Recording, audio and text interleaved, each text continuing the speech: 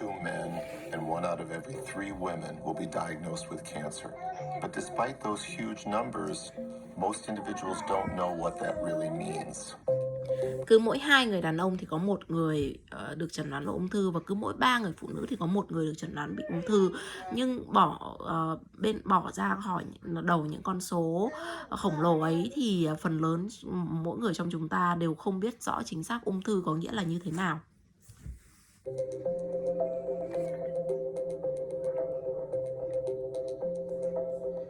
At the simplest level, cancer or cancer cells are cells that have lost the ability to follow the normal control that the body exerts on all cells. In our body, we have billions and billions of cells, and they have different functions. It's a very complicated process under incredibly phenomenal control. And if something goes wrong and that control is lost, then particular cells escape the normal control mechanisms, and they continue to grow, and they may spread. That's what we call cancer. Those cells together.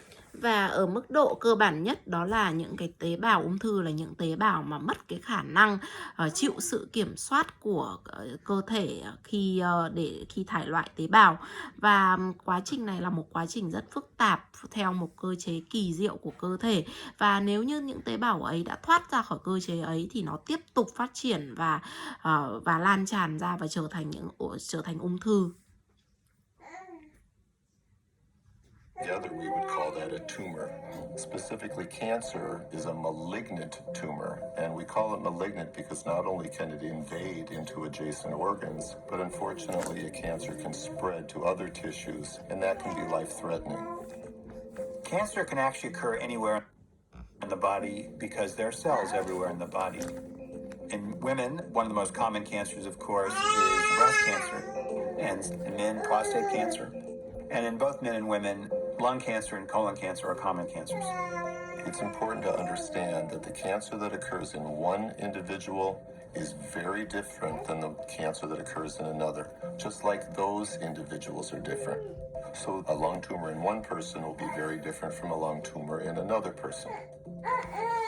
Và tất cả những tế bào như vậy sẽ trở thành những ung thư. Nó có thể ung thư là thể thành những khối u.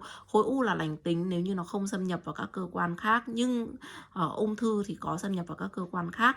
Và tế bào thì có khắp ở các mọi nơi, và ung thư chính vì như vậy ung thư sẽ tác động đến khắp mọi nơi trong cơ thể. Và ở phụ nữ thì thường gặp nhất đó là ung thư vú, ở nam giới thì là ung thư tiền liệt tuyến, và cả ở phụ nữ và nam giới đều gặp phổ biến nhất là ung thư đại tràng và ung thư phổi. Và bệnh ung thư thì khác nhau ở mỗi người, giống như là mỗi người chúng ta đều khác nhau như vậy. Ví dụ với ung thư phổi ở người này sẽ khác với ung thư phổi của người khác. Once the diagnosis of cancer is made, of course, the next obvious question is, what do you do? There are several things that are really relevant. The stage of the cancer, which is information about where is the cancer. You say it's a particular kind of cancer. How much cancer is present? Has it spread? Is it in lymph nodes? Has it spread to other organs of the body? Và một khi đã được chẩn đoán là ung thư thì câu hỏi tiếp theo là chúng ta sẽ phải làm gì? Có rất là nhiều thông tin mà chúng ta cần phải được làm rõ. Ví dụ như là loại ung thư ở đâu, loại ung thư là gì, số lượng khối u là bao nhiêu, đã di căn chưa, những hạch bạch huyết thế nào, và nó đã di căn đến cơ quan nào rồi. Cancer treatment actually is very complex. And part of the reason is because cancer is this constellation of over 200 different diseases. They have common characteristics, but they're all very different from each other. In addition to that, the cancer itself is not homogeneous. There may be 3 or 4 or 5 or 6 different slight variations in the cancer cells that are there. People ask, why? Why does my cancer not go away? It shrunk by 70%. What's wrong with the other 30%? Well, it's probably a different subtype of that cancer, which is going to require a different kind of treatment. There are three primary. Và điều trị ung thư thì rất phức tạp, và một phần của lý do đó chính là ung thư nó tích hợp của đến 200 bệnh tổng hợp vào trong đó tạo thành một căn bệnh ung thư. Và mặc dù là các tế bào ung thư thì có tính chất giống nhau nhưng lại không đồng nhất. Có thể có đến 3 đến 4 đến 6 biến thể của tế bào ung thư. Tại sao mọi người thường hỏi là tại sao ung thư nó không khỏi? Tại sao lại chỉ có thể là tỷ lệ khỏi có thể là 70%, thế còn 30% còn lại là như thế nào? Đó có thể là do những biến thể của ung thư, và những biến thể của tế bào ung thư này có thể là dẫn đến cái sự đòi hỏi điều trị khác nhau. Therapies for cancer, surgery, radiation, and chemotherapy. Surgery works by directly removing the tumor.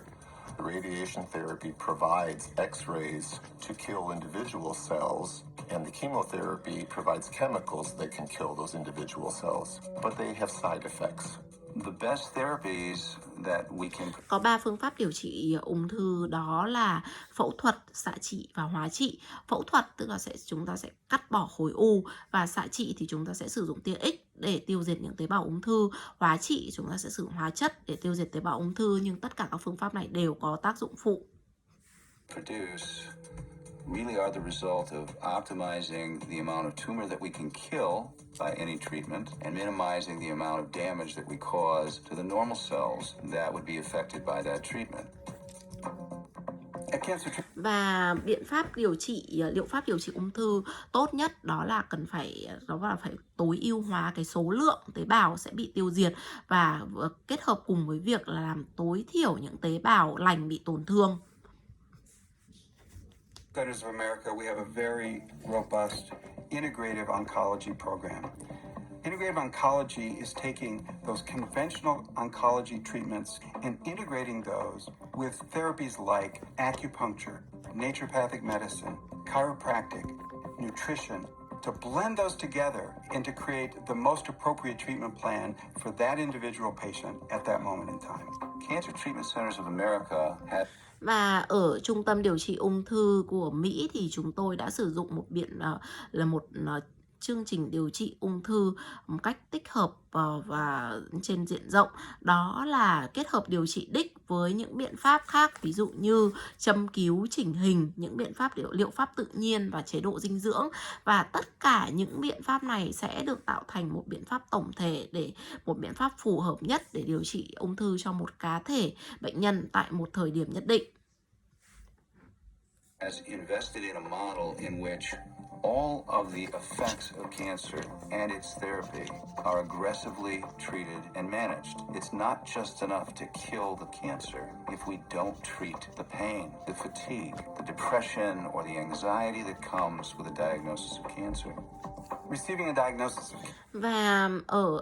Và ở Trung tâm điều trị ung thư ở Mỹ thì chúng tôi đã đầu tư vào một mô hình điều trị, trong đó kết hợp giữa điều trị và kiểm soát chặt chẽ việc để tiêu diệt tối đa tế bào ung thư, mà chúng ta đã không thực sự điều trị ung thư nếu như chúng ta không điều trị cho bệnh nhân những cơn đau đớn, sự mệt mỏi, những nỗi lo lắng và cảm xúc tiêu cực.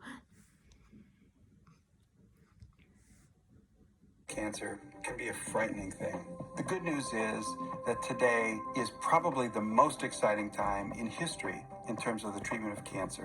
Options that didn't exist a few months ago certainly didn't exist a few years ago, like the ability to genomically profile a tumor and to take that individualized fingerprint of that cancer may direct us to tailor treatment in very specific ways.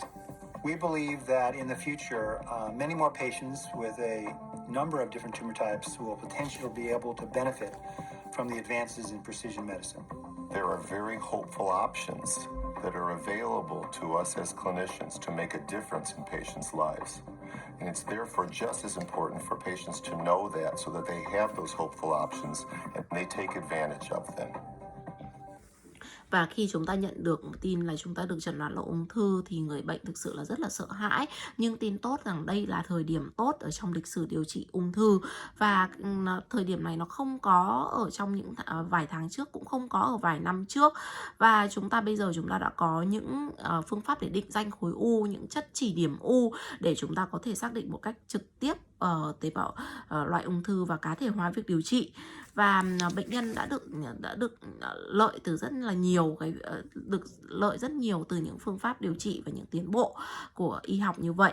Và đó cũng là cơ hội là một cơ hội cho việc điều trị ung thư ở bệnh nhân. Và điều quan trọng nhất đó là cần phải cho bệnh nhân thấy là có hy vọng ở những phương pháp này và chúng ta phải thực hiện những phương pháp này.